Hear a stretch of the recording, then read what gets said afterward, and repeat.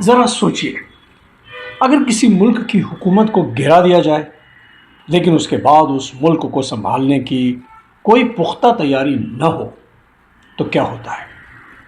आज के एपिसोड में हम लीबिया से संबंधित इसी मुद्दे पे बात करेंगे और आगे किसी एपिसोड में हम बात करेंगे कि कैसे लीबिया के समृद्ध हालात थे, कैसे कर्नल गद्दाफ़ी के साथ धोखा किया गया, कैसे उनके हंसते खेलते देश को बर्बाद कर दिया गया और कैसे ईरान को वो सबक याद है और उसी सबक ने ईरान को बचा के रखा है।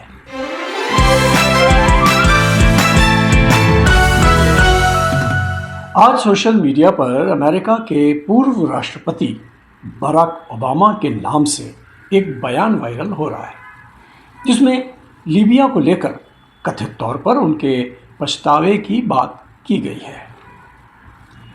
इस बयान का सार कुछ यूं है कि 2011 में लीबिया में अमेरिका और उसके सहयोगियों की दखलंदाजी के बाद मुअम्मर गद्दाफ़ी की सत्ता ख़त्म हो गई। उस समय इसे आम नागरिकों की जान बचाने और उन्हें गद्दाफ़ी की हुकूमत से बचाने के नाम पर सही ठहराया गया था। लेकिन बाद में सवाल उठा कि गद्दाफ़ी को हटाने के बाद लीबिया के भविष्य के लिए क्या किया गया, क्योंकि एक सरकार को गिराना आसान हो सकता है, लेकिन उसके बाद एक स्थिर मुल्क बनाना कहीं ज़्यादा मुश्किल होता है। लीबिया में सत्ता का खालीपन पैदा हुआ, अलग अलग मिलिशिया मजबूत होती गईं, राजनीतिक खेमेबाजी बढ़ती गई, सरकारी संस्थाएं कमज़ोर होती गईं और बड़ी तादाद में लोग विस्थापित हुए। और इसी वजह से इस कथित बयान में एक बेहद अहम सवाल उठाया गया है। क्या हमने ये मान लिया था कि सिर्फ एक आदमी को सत्ता से हटाना ही पूरे मुल्क का भविष्य सुरक्षित करने के लिए काफ़ी है? और एक और सवाल, अगर अमेरिका किसी दूसरे अफ्रीकी मुल्क के अंदरूनी मामलों में इतनी तेज़ी और ताकत के साथ दखल दे सकता है, तो फिर उस मुल्क को दोबारा खड़ा करने की जिम्मेदारी उसी गंभीरता से क्यों नहीं निभाता? वैसे इसका जवाब साफ है कि अमेरिका सिर्फ और सिर्फ दूसरे मुल्क की अस्थिरता में विश्वास रखता है, क्योंकि उसे सिर्फ उस मुल्क के कच्चे तेल के भंडारों में दिलचस्पी होती है। बाकी मुल्क में क्या हो उसे कोई इंटरेस्ट नहीं, जब तक वहाँ से तेल की सप्लाई जारी रहे। और यही वो सवाल है जिसे हमें लीबिया से आगे बढ़कर आज की दुनिया के दूसरे मामलों पर भी लागू करना चाहिए, क्योंकि इतिहास सिर्फ ये नहीं देखता कि किसी फैसले की शुरुआत किस मकसद से हुई थी, इतिहास ये भी देखता है कि उस फैसले के बाद क्या हुआ। ओबामा के शब्दों में,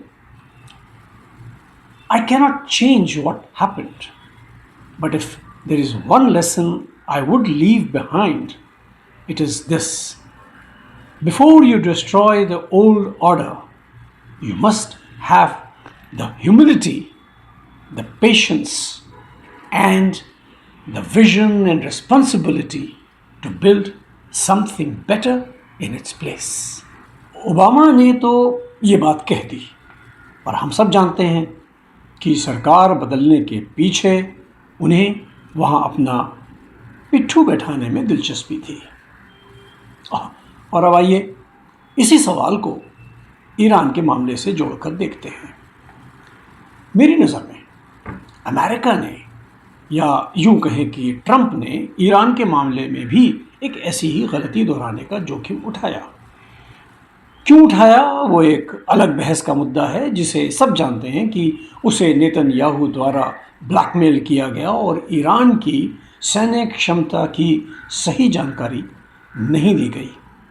मेरा मानना है कि अगर सही जानकारी दी भी जाती तो भी ट्रंप वही कदम उठाता जो उसने अब किया, क्योंकि उसे अपने सिर पे एक तलवार लटकती नज़र आ रही थी और इस जंग से, तेल के उतरते चढ़ते भाव से उसने अपने धन में वृद्धि की है, अपने ख़ानदान को फ़ायदा पहुंचाया है। वापस अपने मुद्दे पे आके लीबिया और ईरान के हादसों में फ़र्क देखते हैं। फ़र्क सिर्फ इतना था कि ईरान लीबिया नहीं है। ईरान के पास एक बेहद मजबूत सैन्य क्षमता है, लंबी दूरी तक मार करने वाली मिसाइलों की ताकत है, एक बड़ी आबादी है और सबसे बढ़कर अपने देश की संप्रभुता और राष्ट्रीय पहचान को लेकर गहरी भावना मौजूद है। लगभग 9 करोड़ 50 लाख की आबादी वाला ईरान कोई छोटा या आसानी से नियंत्रित किया जा सकने वाला देश नहीं है।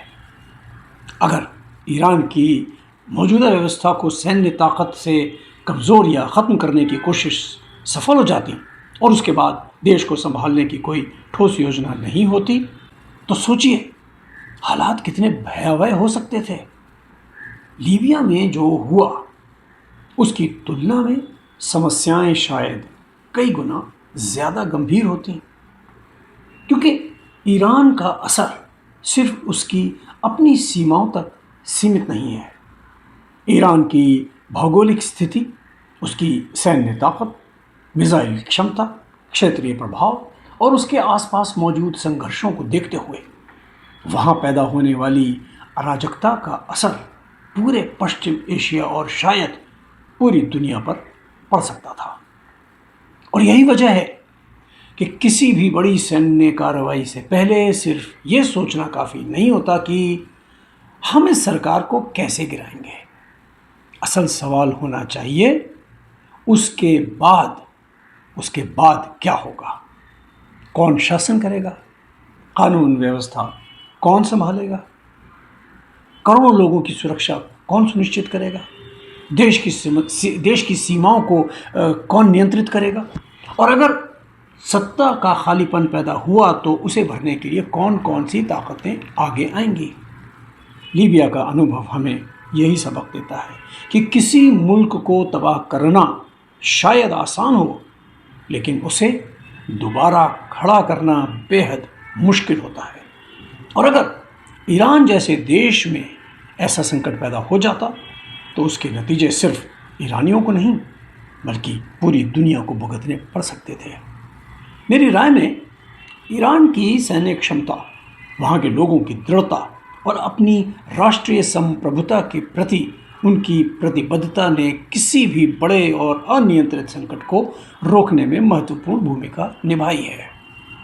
और शायद यही सबसे बड़ा सबक है। किसी देश के बारे में फैसला लेने से पहले उसकी ताकत को समझना ज़रूरी है, क्योंकि दुनिया सिर्फ नक्शे पर बनी हुई सीमाओं का नाम नहीं है।